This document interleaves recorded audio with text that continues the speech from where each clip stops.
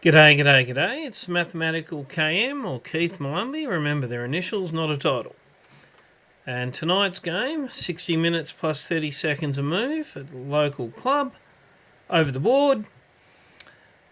I'm rated weighing in at 14.57 and my opponent, Jozo Rosic, coming in at 15.43. So around about 100, maybe 90 odd points uphill. I did have the white pieces, and you'd think these guys would be getting used to knowing they're going to face the Hippo, and Yozo did make it a bit tricky for me to get into it. So let's see how the game goes. Start with the Kingside pawn. Oh, already. Let's see if black fianchetto's on the G. It's going to make it hard for me to fianchetto on the B. Let's see. Well, let's develop as per normal. We may end up with a half Hippo. Gee, it's a little bit of symmetry there. Coming out with the usual D-pawn move. He's brought out his knight, developing a knight on the queen side. Now, as much as anything, that's a... No, you don't. That knight's not going to come in close. I say that knight's not going to come in close. Wait. Just wait. You'll see how close his knights come. Okay. He's brought out his other knight. Now, I still can't quite move my B pawn. If I move my B pawn, he moves his knight. I can't get my bishop there. If I move it there, it'll just die, and then the rook will die after it. So it's still a bit of a no-go moving that B pawn. So let's go a little bit more. You're not coming here, you're not coming here, you're not coming here. I guess the B4 square is available to this knight, but we're trying to minimise the invasion squares whilst setting up our standard hippopotamus moves. Oh, that's interesting. I do not have time to get A and B pawns here, so that if the Ari pawn comes forward, I would move forward, and no time, can't do it. So, technically, are we no longer in a Hippo? It's so close, it's not funny though. If we can still get there, I'm happy calling it a Hippo. Okay, so we've blocked the A pawn there. He develops, effectively letting his queen out, but it's keeping that light. It's even more hiding his light bishop, which is, not that bad. Develop my knight on the king side, so I can castle if I want. Black does Yozo castles on the king side. Move my other knight in the middle. Had been hoping to get another bit of cover, and then maybe thinking about moving the C pawn forward to deny that square. But he's jumped his knight into an outpost. Can't really do that, or takes a pawn with check. Wouldn't that be nice? So it's, in a way, it's an outpost that technically can't be threatened by a pawn right at the minute.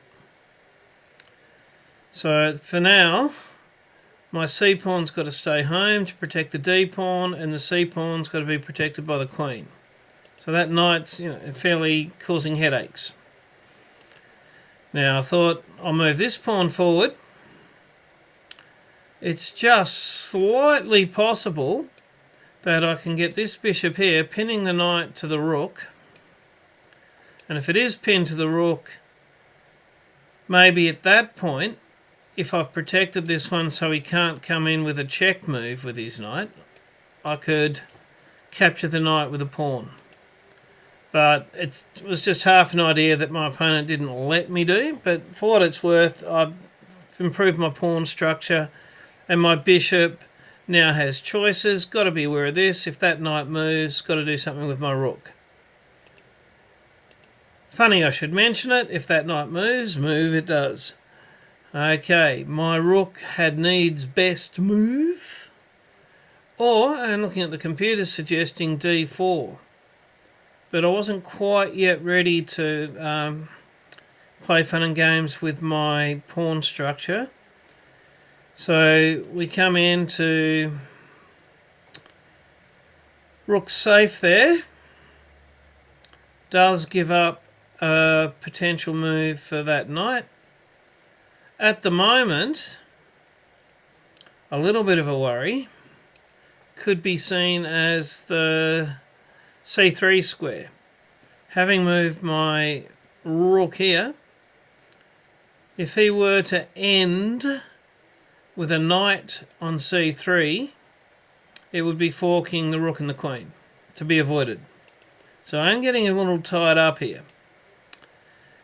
And computer likes that move because he now has two knights and a bishop that can all see that c3. He would like to end up with a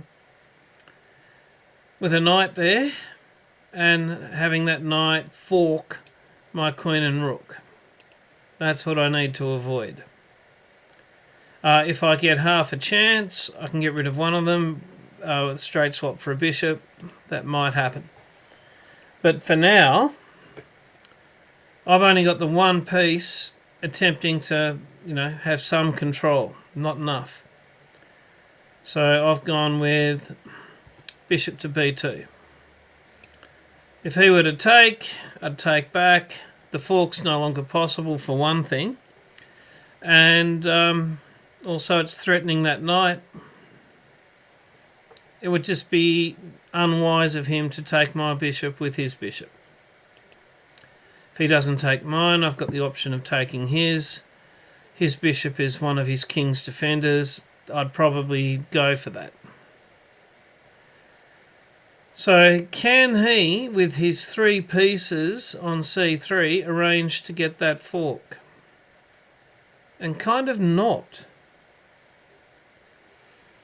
If he comes in with a knight, I'll take it with a knight. If he comes in with his other knight, I'll take it with my bishop. And he'll end up with a bishop there, no fork. If he comes in earlier with the bishop, well, heck, I just won't take it and let it end up being a knight. So let's see. He's gone for the fork. Apart from anything else, that knight was going to end up having a hard time escaping if he didn't indulge. So, good move. Now again, he's gone with a knight, so I'll go with a knight. If he comes in with a knight, I'll take with a bishop, and he'll end with a bishop. If he comes in with his bishop, I will not take it with my bishop, because that would be silly. He'd end up with a knight forking my major pieces. He does come in with the bishop, affording me the chance to... that would be a terrible mistake. He'd take back with a fork. So no, let's not take back with the bishop. So what do we want to do? Well, the best thing I could think of, it's strangely not one of the top moves here, but I thought that's still vaguely on the cards in the future, getting a knight there with a fork. Let's take it out of the picture. Let's get rid of that knight that's been annoying me. And it'll double his pawns. He's got to make a bit of a decision here what he's going to do as well. And that was perhaps not the smartest way of going about it, because I've developed my queen. Queen's now on the dark squares like my very good dark bishop, and even now it may or may not happen, keep watching to see, but queen here as part of a battery is, well, at least it's half of a plan right there. I can certainly get my pieces headed for where his king is. He can't say the same. So let's see what does happen. He takes back, doubles his pawns, and there's a Semi-open file in front of my king. My pawn's fairly well protected by a pawn and a queen. Let's see. I think I've got more of a potential attack. Now, this move, why did I make it? I'm thinking that with the queen here, the obvious counter is to move the f-pawn there. So before, I mean, it's not that hidden, but before I move my queen here, if I can get my g-pawn to where I'll have the queen, the bishop, and the g-pawn on that, I'm trying to blast through. It's interesting, the computer didn't like it very much. I mean, I can see the queen potentially getting trapped in there. Pawn's protected, but it is stopping me from moving it forward for now. And my plan of getting that pawn there, if I can get a rook behind it and still keep this one, the h-pawn being protected as well, the plan's still on. So, let's threaten checkmate. It's not going to happen, but he could miss it. He played the obvious move, blocking with the f-pawn. I've moved the king to where it can't be checked, at least not without losing the queen, and it's connected my rooks. And you may have noticed that he's sort of blocked his own queen. His queen's not really going anywhere. Improved his pawns over there. Computer didn't like it, but I ended up finding it quite useful having that there. Still got the edge of +2. And I've got a rook behind each of Gary and Harry. If he doesn't do anything fancy with his queen, I'm going to be moving that g-pawn forward. He's playing with his pawns over there. Could eventually be problematic, but bang. Computer didn't like it. But what's he going to do? It would be very nice if he were to move it forward and cop checkmate. But he's not going to do that. If he were to take my pawn with his pawn, checkmate.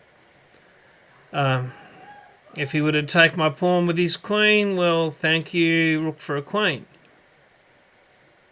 So he can't advance, he can't take. In many ways, the best thing he can do for now with that is to ignore it, knowing that I can't take it with my queen, or it'll be a rook for a queen the other way. So what does he do? Fianchetto's the bishop, developing the bishop. Strangely enough, bishop to b7 was his third best move there.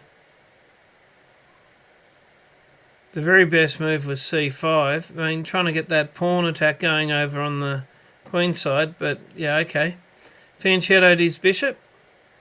So what's my best move to try and push this attack through? G times f6. It's only the second best one there. I can kind of see rook to g4 maybe being better if I was going to be going queen hunting. But for what it's worth, taking it. Now, it's at this point in time, I was a little worried. I mean, if I get to move my pawn forward, if not mate, it's very close. If he takes my pawn with his queen, it'll be a series of exchanges, and I think he's got two pieces attacking, I've got two pieces defending. That should end up in my favour. So he shouldn't really take it. He can't let it move forward. I think his best move, well, computer's suggesting a check. I'd probably try and then get out of it, but that might be a really good thing he could do. But third best, danger levels, Gotham chess, d4, look at that. d4, and if I were to take the pawn with my queen to keep the battery aimed, he'd then swap the queens off, but I'd win a pawn and I'd have a bishop in a pretty good space aimed at his b pawn as well. So I did think about that at the time. But the very best thing for me is if he doesn't stop my pawn from going forward, threaten my queen, or take the pawn. Definitely threatening mate in a few ways. And my opponent took the pawn. And you look at the eval, straight to 6.3. But if you look at my last couple of games, Mr. Radicic, okay, far ahead, and I am fully capable of snatching defeat from the jaws of victory. But here we go. Snap, snap, snap. Look at the material. 2 rooks and a bishop versus a rook and a bishop. And I've got more. Have I got more? I've certainly got better pawns, I feel. 1, 2, 3, 4. He's got 3, 4, 5, 6, 7. I've got 3, 4, 5, 6, 7. Equal number of pawns, but he's got doubled pawns. And the extra piece, the bishop's in his king's face. The rooks aren't too far away. Can I put the ball into the hoop this game? Let's see. Okay, so he's going to try and make some stuff happen over on the queen side with those pawns. That does make perfect sense, and that's, should I fall for it, that bishop has got a little discovered attack that might happen on my rook. But of course I'm going to want to double my rooks up and get them in at that king. So let's see, what do I do? Let's advance one rook forwards and get the other one around it. I've gone to... he obviously can't play a pawn here to threaten the rook without the rook just taking the pawn, and it's check, and it's all starting to go badly. So he can't do that. What does he do? He advances the pawn. It gives me a chance to go terribly wrong and take back and lose a rook. But instead, his light squared bishop's the same colour as my pawns, but he'd really have to get... He's never going to get to b1. He'd have to get into d1 to be threatening to get behind the chain and start doing damage, and for now the king's not going to let that happen. So really, let's block the attack and blunt the bishop. The bishop is... Light squared bishop's going to have a hard time getting to where all the action is. Okay, so what's he do next? He throws another pawn into the fray. And that's blocking his bishop even more. If I were to take it, he'd take it back and it'd be threatening my rook, and his bishop would be in play. So I can't think of anything better to do than advance the pawn. The pawn now protects the bishop protects the pawn, and it's kind of right in the king's face. That's all looking good. And his bishop is boxed in quite well. Okay, he's just trying to manoeuvre his bishop around. That should give me a chance to develop the rooks. Okay, I've got the 2 rooks aimed at the king. Lots of things. I can try and get this pawn to here. That pawn is pinned, it can't take. There's always sacking, so I will end up with a rook.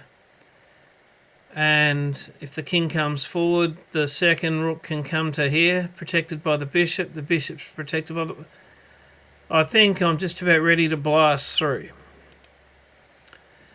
Okay, he's threatening the rook and the pawn behind it. Maybe need to protect the pawn, maybe not. But if I've learnt one thing in a few of the end games recently when I've been up, it's look after your people.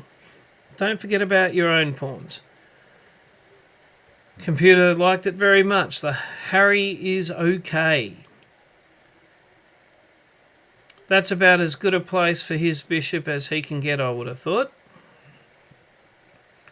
If I weren't to do anything, then I don't know what you're going to do. Maybe get his rook in and threaten the e-pawn, but the bishop protects it. But I think I've got to try and keep the attack, the momentum going. So I'm sending Harry. I want to send Harry to here. And he stops it. But in the stopping of it, the G pawn is no longer protected by the H pawn. I thought I'll bring the king. King can be a powerful piece in these, in setting up mating nets. Did the computer like bringing the king? King F3, yeah, it did. Very good. So I brought the king. Okay, he's going to... Desperation times. He's trying to break through with the pawns over on the queen side. So what am I going to do? Do I take with the B pawn? Do I take with the D pawn? He's got a mass of pawns there, and the bishop's sort of lined up on it. I mean, is there some counterplay for black? Bang. No. Let's pull the trigger. So, check. Bishop for a knight. Yeah, sure. I'll go down the exchange, but look at his king. He moves. He's come forward. The bishop's protected by the pawn. I can move the rook to where the rook is protected by the bishop. The knee bone's connected to the foot bone. It's just beautiful. So his king,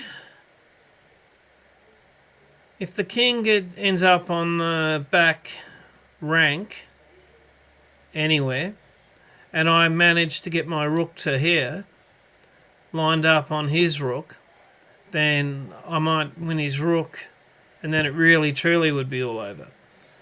But at the moment, you'll see that his choices, none of them are good. M6, M5, M3. And he chooses to bring his king into the centre. And you'll note that rook covers these, pawn covers this, pawn is protected, bishop is protected. His only square, and maybe he was thinking about running around and trying to get my pawns, could be, not a bad strategy if you're in that situation. I've got to deny F5. Bring the king. F5 is he can't move his king. And what's more, if left for me, rook to E7 would be mate. So there's only one move really, and that would be to stop me bringing my rook with his rook. It does tie his rook down, and he's only got the one piece. Not good to have it tied down. So he's done the right thing though to do that. And I thought, we want to move our king. We want to move our king to E4. So let's take the C4 pawn. He takes me. If he didn't, I would have taken him after protecting it, but he's taken back. And a bit of calculation involved here. But move my king across. The king's now denying those two and another protection on the pawn. The pawn's stopping here. The rook's stopping all of these. All I need to do is get Freddy to F5.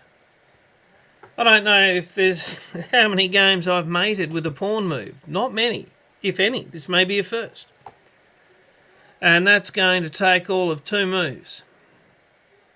Had to do a little bit of calculation here. I mean, it's hard to ignore a pawn going smack, smack, getting to the second rank and one from promotion. But you can have those pawns. You can get that close, and the name of this video might be Freddy said F4, F5 mate. He takes F4. He takes F5 checkmate. So F4, F5 mate, nice way to end a game, and quite the beautiful mating net. Provided by a king, a pawn, you could say the bishop, and also a rook. Enjoyed it a lot. Especially after a few games recently where I've gotten into winning endgame positions and letting it drop. Bringing that mating net together and calculating and watching a pawn nearly but not quite graduate into a queen. Yeah, that was a fun and good Hippo. Subscribe and keep watching these. Every game's a Hippo, even if it's a bit hard to get into the Hippo like this one. I'll see you guys next time. Subscribe and share.